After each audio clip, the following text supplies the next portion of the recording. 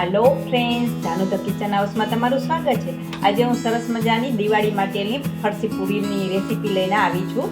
હજુ સુધી જો તમે મારી ચેનલને સબસ્ક્રાઇબ ના કરી હોય તો મારી ચેનલને ખૂબ ઝડપથી તમે સબસ્ક્રાઇબ કરજો, લાઈક કરજો, શેર કરજો, જેથી આવનારા નવા વિડીયો તમારા સુધી તુરંત પહોંચે। તો ચાલો જોઈએ ફટાફટ રેસીપી। સૌપ્રથમ આપણે મસાલો બનાવવાનો છે। એક નાની એવી ખાયણી લેવાની છે। તેમાં આપણે 1 ચમચી જેટલા આખા મરી લેવાના છે, 1 ચમચી આખું જીરું લેવાનું છે અને 1 ચમચી જેટલા સફેદ તલ લેવાના છે।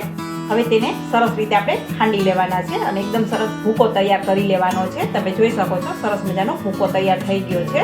હવે એક આપણે પેન મૂકવાનું છે। તેમાં આપણે અત્યારે 2 ચમચી જેટલું ઘી એડ કરવાનું છે। ઘી આવી જાય એટલે આપણે અડધી વાટકી જેટલું આપણે પાણી એડ કરવાનું છે।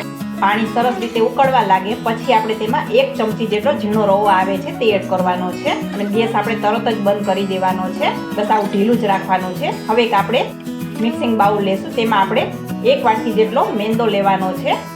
હવે જે તૈયાર કરેલો મસાલો હતો તે આપણે તેમાં એડ કરી દઈ। સ્વાદ અનુસાર નમક એડ કરવાનું છે અને જે બનાવેલું સોજીનું મિશ્રણ હતું તે આપણે તેમાં એડ કરી દઈશું। અત્યારે આપણે ચમચીથી મિક્સ કરવાનું છે, ગરમ છે એટલા માટે। હવે આપણે હાથેથી સરસ રીતે મિક્સ કરી દઈશું। હા, તમને મારો વિડીયો અને મારી રેસીપી કેવી લાગે છે તે કોમેન્ટ બોક્સમાં જરૂરથી જણાવજો અને આજની આ રેસીપી કેવી લાગી તે પણ તમે જણાવજો। હવે આપણે તેમાં થોડું પાણી એડ કરતું જવાનું અને સરસ મજાની કઠણ એવી કણક તૈયાર કરવાની છે। આ વખતે તમે દિવાળીમાં આ ફરસી પૂરી જરૂર એકવાર ટ્રાય કરજો। તમે જોઈ શકો છો સરસ મજાની કણક તૈયાર થઈ ગઈ છે। બસ આવી જ કરવાની છે। એમાંથી મેં થોડુંક જ પાણી લીધેલું હતું। હવે ઢાંકીને આપણે 10 મિનિટ માટે રેસ્ટ આપી દઈશું। 10 મિનિટ થઈ ગઈ છે અને સરસ મજાની કણક તૈયાર થઈ ગઈ છે। હવે કણકને આપણે તેલથી કેળવી લેવાની છે। આ પૂરી જો તમે ઘરે એકવાર બનાવશો તો બજારની પણ તમે ભૂલી જશો। હવે તેમાંથી આપણે એક મોટો એવો લુઓ લેવાનો છે અને બીજો લોટ આપણે ઢાંકીને રાખી દેવાનો છે।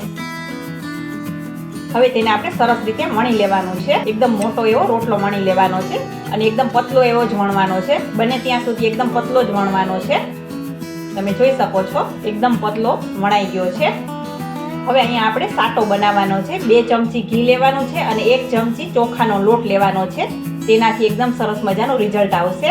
સરસ રીતે આપણે લગાવી દેશું। ચોખાનો લોટ ના હોય તો તેની જગ્યાએ તમે મેંદો લઈ શકો છો। હવે સરસ રીતે આપણે રોલ વાળી લેવાનો છે અને એકદમ સરસ મજાનો ટાઈટ રોલ વાળવાનો છે।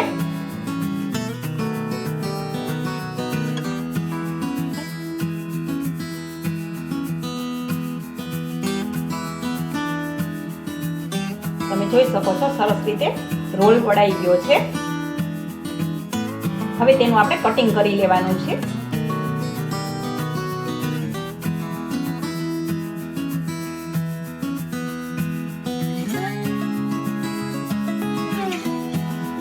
હવે તેમાંથી એક લુઓ લેવાનો છે અને આવી રીતના પ્રેસ કરી દેવાનું છે। તમે જોઈ શકો છો એકદમ પડ સરસ રીતે દેખાય છે। તેવી રીતે આપણે બધા લુવાને આવી રીતના કરી દેવાનું છે અને હવે આપણે સરસ રીતે વણી લેવાનું છે। બહુ પતલું નહીં અને બહુ ઠીક નહીં તેવી આપણે પૂરી તૈયાર કરવાની છે। તમે જોઈ શકો છો। હવે તેને આપણે પ્લેટમાં લઈ લેશું। તેવી રીતે બધી પૂરી તૈયાર કરી લેવાની છે। હવે અહીંયા તેલ સરસ રીતે ગરમ થઈ ગયું છે। તેમાં આપણે તેને તળી લેવાની છે। તળતી વખતે આપણે ગેસ ધીમો કરી દેવાનો છે। એકદમ પણ સરસ રીતે તમને દેખાશે। તમે જોઈ શકો છો।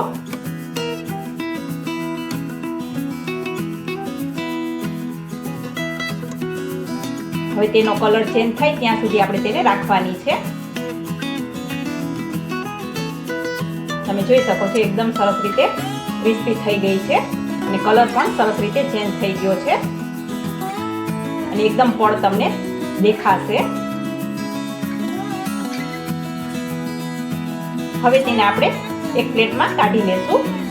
કેવી રીતે આપણે બધી ફરસી પૂરીને તૈયાર કરી લેવાની છે અને ડબ્બો ભરીને આપણે તૈયાર રાખવાની છે મહેમાનો માટે।